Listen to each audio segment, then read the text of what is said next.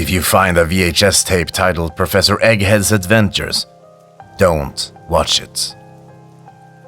Teddy's VHS collection never really came up in conversation. Sure, occasionally I'd say something about the oblique pop culture reference t-shirt he wore, and I recall having a discussion or two about his obsession with 90s sitcoms, but most of our time together was spent talking about the strangeness of the locals. I originally moved to Prague to squeeze out as much fun on my 20s as I could in a cost-effective manner.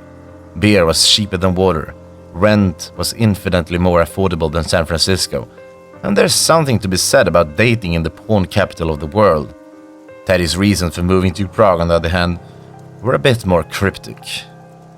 Whenever I would ask him about his departure from the States, he would wax poetic about the dark Gothic streets, about the strangeness of the city, about how he could feel Kafka's perpetually confused spirit drifting through the subways.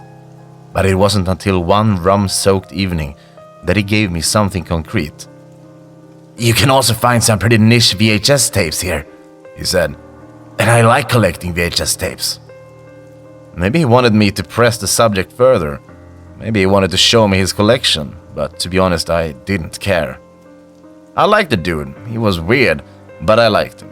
Frail and covered in adult acne, Teddy was funny looking and meek, but the guy had a heart of gold. Whenever I found myself lost in the absurd bureaucracy of the city or was looking for an explanation to the strange customs of the Praguers, Teddy was more than happy to help.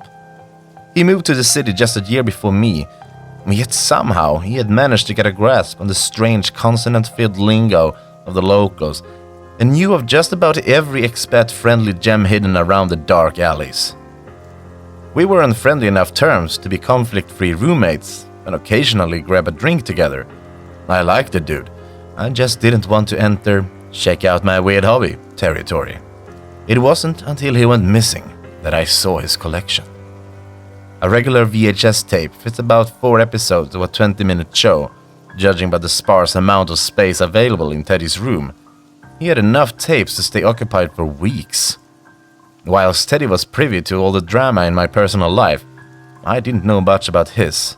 I never met any of Teddy's friends, but I presume he had some. For the first 2 weeks of his absence, I assumed that Teddy just went on some spontaneous hiking trip with some of his friends I never heard about. One worried phone call from his father dispersed those illusions. Teddy was missing, and Teddy only had one friend in Prague. Me. His father flew in from Maryland, and for 6 months he stayed in his son's cramped room. It was miserable rooming with a grieving father, but the guy continued covering Teddy's share of the rent, and I didn't want to be soulless. For 6 months, he searched the city for some sort of evidence that his son was alive, but Teddy's disappearance was total. I had no leads, the police had no leads, and after half a year of searching, Teddy's father ran out of hope. Long after it became clear that his son was not coming back, Teddy's father flew back home to hold a memorial service. They invited me to come and speak at the service, even offered to cover my airfare to Baltimore, but I declined. I didn't know Teddy well enough to speak to his grieving family, and traveling across the Atlantic is about as pleasant as a sleep deprivation experiment. Instead, as his family gathered to mourn, I made my way to Teddy's VCR. I was going to put on a Random Friends episode. Teddy seemed to have really enjoyed that show, but when I tried to pop the cassettes, there was resistance from the machine. The slot was already filled with a different tape. Adventures of Professor Egghead, Season 1, Episode 124. To pay my respects, I figured I'd do my best and try to indulge in Teddy's weird hobby. I pushed the tape back into the machine and pressed play. A coffee shop flickered to life on the screen. On first glance, there didn't seem to be anything wrong with it. A group of teens gathered with laptops in what looked to be a study group. Out by the window, 2 friends had an animated conversation. A small line of people dressed in grey office garb stood in line waiting for their coffee. Yet the longer I watched the coffee shop scene play out, the more I noticed something was off. The teens relentlessly typed away at their computers, but the screens of their laptops were off.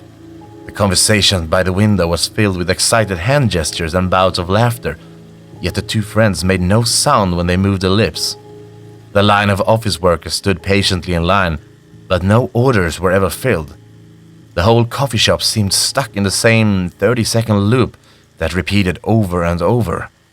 It was as if everyone was waiting for something. Sitting behind the thick screen of Teddy's television, I waited as well. It was faint at first. I even paused the tape to see whether the sound wasn't coming from my neighbor's apartment. But soon enough, it became clear the noise was originating from the television. Somewhere off-screen, a live studio audience was clapping and cheering, anticipating the arrival of a beloved character. Then, the door opened and he entered. The studio audience hollered with joy as he appeared on screen, but my stomach went flush with discomfort. This man, this creature, this thing that stood at the entrance of the coffee shop defied all reason. The face of a human, a desperately tired human, drooped from his egg-shaped body. Over his stubby limbs, he wore a dirty lab coat, and the sparse nest of hair on his pointed scalp looked like it hadn't been washed in years. But it was his eyes that stoked true discomfort in my core. Bloodshot and lined with yellow grime, they stared straight into the camera. I am Professor Egghead. The abomination screamed in a queer accent drenched in anger. I have come to awaken myself for another day of science. The studio audience joyous clapping turned into wild laughter. Yet no one in the coffee shop found the creature's outburst funny. They all seemed scared. With rage-filled stomps, the egg-shaped being lumbered his way past the frightened business folk to the front of the line. I demand boiled water. He screamed. I demand boiled water that has been strained through crushed beans of the coffee plant. If I am to get any science done on this day, I must have caffeine coursing through my powerful veins. Everyone in the coffee shop seemed wholly uncomfortable with the existence of the Eggman. His presence radiated a fury throughout the entire establishment, but it was the young barista he found facing who received most of his ire. She looked to be on the edge of a panic attack. I'm sorry, sir. She mumbled, biting her lip in discomfort. I didn't understand you. No one understands the Egghead. He screamed, raising the nubs of his arms to the sky. No one will ever understand the Egghead. This drove the studio audience wild. A deafening bout of canned laughter boomed from the television. With a deep-seated confusion in my heart, I cut it off with a remote and went to the balcony for a cigarette. For a while, I tried to make sense of why Teddy would watch something so unhinged, but those thoughts didn't stick around for long. Teddy was a weird guy who was into weird things. Trying to understand his tastes was just as futile as the 6-month search effort. A part of me wanted to believe that he was still hiding somewhere in the smoggy city that stretched out beyond the balcony, but I knew the truth. Teddy was gone, and somewhere out in Baltimore, his family was gathered around a corpseless funeral saying goodbye. His father cried a lot, just about every night for the first couple of months. It wasn't until I had to put on headphones to drown out a grown man's sobs that I realized how thin the walls of the apartment were. Even muffled through blaring music, those 2 a.m. howls were scratched into my memory. Standing on my balcony, alone, hearing faint echoes of the man's wails, I realized I needed a drink. As I rushed out of the house in search of company, however, the television screen in Teddy's room caught my eye. The screaming egg creature was still staring at the camera, stuck in an angry shout. If Teddy was around and he sat me down to watch that madness, I probably would have lasted longer. A twinge of guilt sparked in my chest for never humoring Teddy's obsession. As soon as I resumed the tape, the cafe was replaced with a barbershop. Much like the previous scene, there was an air of artificiality surrounding everything on the screen. A heavy middle-aged woman hovered over the single customer that the barbershop had with scissors in her hands, yet she never made a single cut. Another employee was using a broom to clean up the remains of a previous haircut, but he never actually disposed of the hair. He just pushed it around the floor in a circle. Even the bright-colored fish in the barbershop aquarium seemed to be swimming around in a steady formation. The barbershop was stuck in a familiar 30-second loop, waiting for something to happen. After a minute or two, the cheering of the studio audience started to reverberate through the quiet room. I I am Professor Egghead.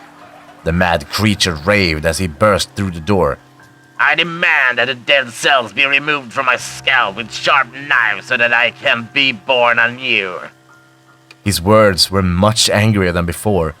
The egg-shaped monstrosity was foaming at his mouth with rage, but his eyes still seemed comatose. I am Professor Egghead, and I demand your attention, he yelled, impotently waving his short arms.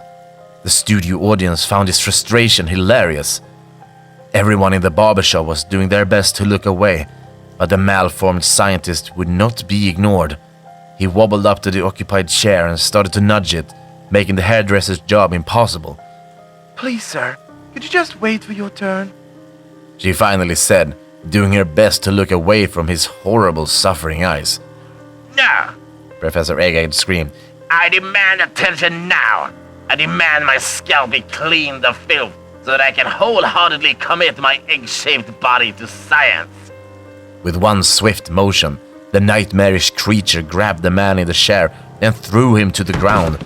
There was stunning force in those stocky limbs of his. With a spine-chilling crack, the innocent customer slammed skull first into the floor. He lay there, unmoving. The studio audience saw the random act of violence as the pinnacle of comedy. There are no more customers for you to serve, Professor Egghead screeched as a faint trickle of blood crawled across the white floor. It is now time for you to serve the Egghead. It is now time for you to cleanse my scalp.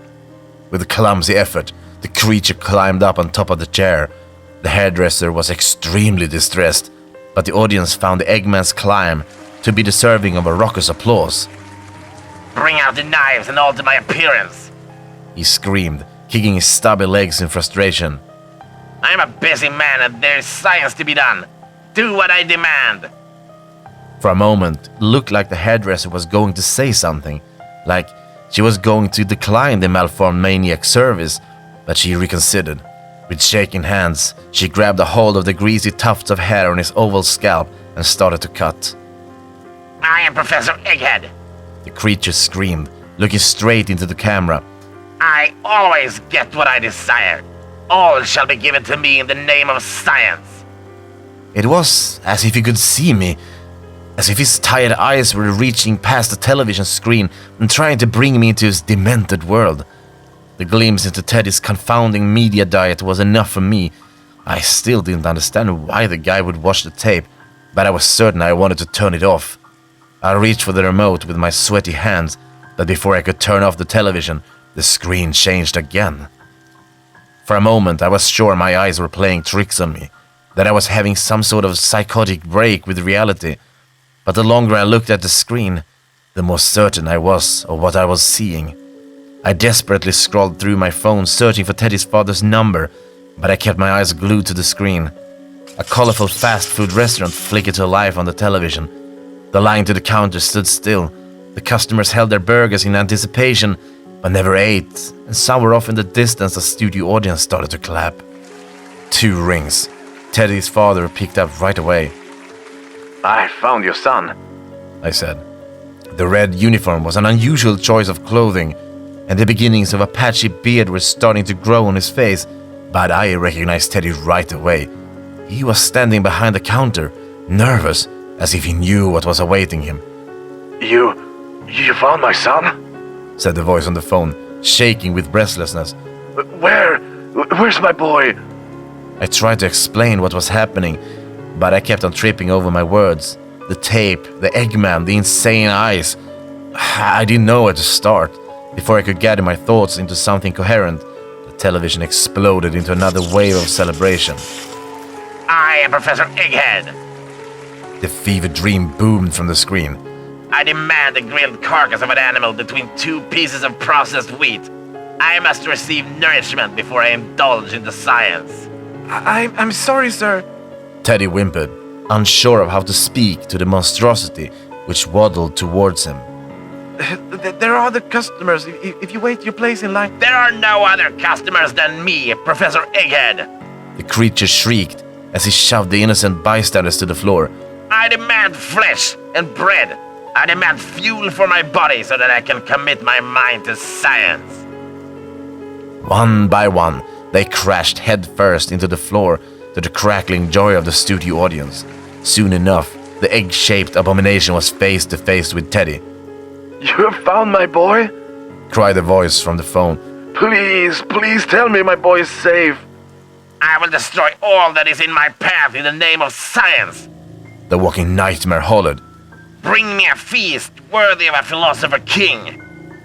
With each uncomfortable twitch of Teddy's face, the audience on screen exploded into another fit of hysterical laughter. I tried to turn down the sound of the television so that I could hear the grieving man on the phone, but it was to no avail. With every press of the remote, the Eggman shouted louder. With every decreased decibel, the studio audience became wilder. Leaving a desperate Teddy flickering on the screen, I escaped to the balcony. Please do not joke about this. He whimpered into the phone. My heart cannot handle cruelty right now. I took a deep breath, lit up a cigarette, and explained myself. I told him about the tape, about Professor Egghead, about Teddy. All I got in response was silence. I tried to imagine how I would respond if I was on the other side of the phone, how I would make sense of it all, but I couldn't. I waited for the man's response with echoes of canned applause playing in the back of mine. This is not a joke? Teddy's father finally asked. No, I said. It all sounds crazy, but... A wave of dizziness washed through me. My cigarette plummeted down to the streets below. Suddenly, the overcast city in front of me was impossibly bright, as if someone had turned on 1,000 fluorescent bulbs across the sky. The applause, the canned applause that I thought was a simple memory in the back of my skull, had grown to a tangible volume. My legs felt weak. Fearing the balcony railing, I stumbled back into my apartment. I am Professor Egghead. Boomed the television. I have arrived to exchange monetary tokens for goods. I must stock my domicile quickly so that I can commit the rest of my time on this planet to science.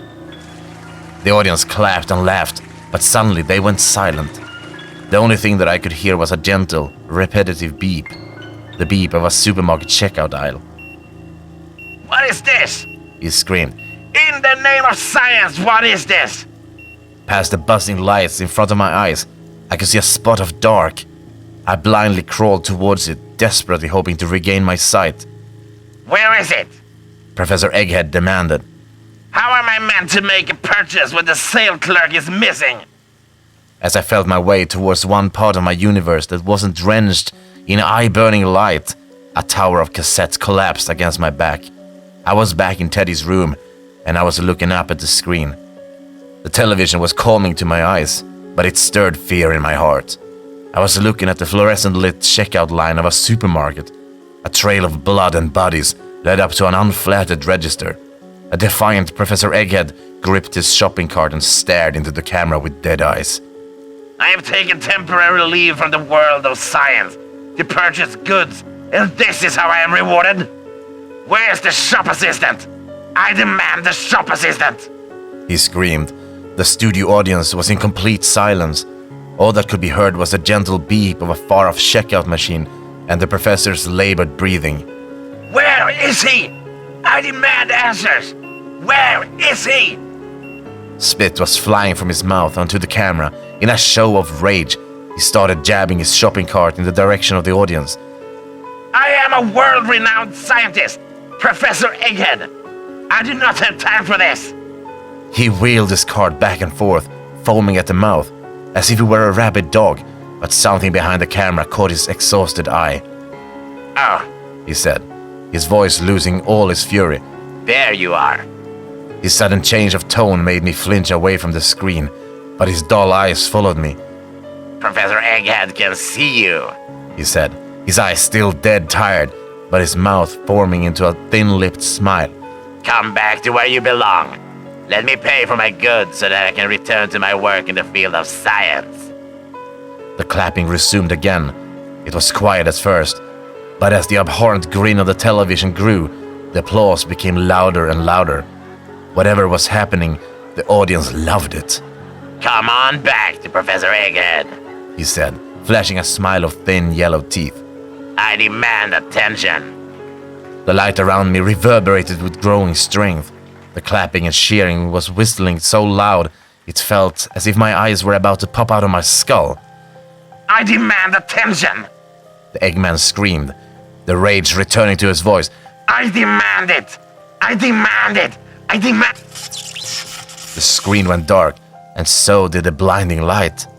I was back in Teddy's room, alone and drenched in sweat. For a moment, I just lay on the floor, staring up at the cracks in the ceiling, trying to find a loose thread of sanity in an insane world.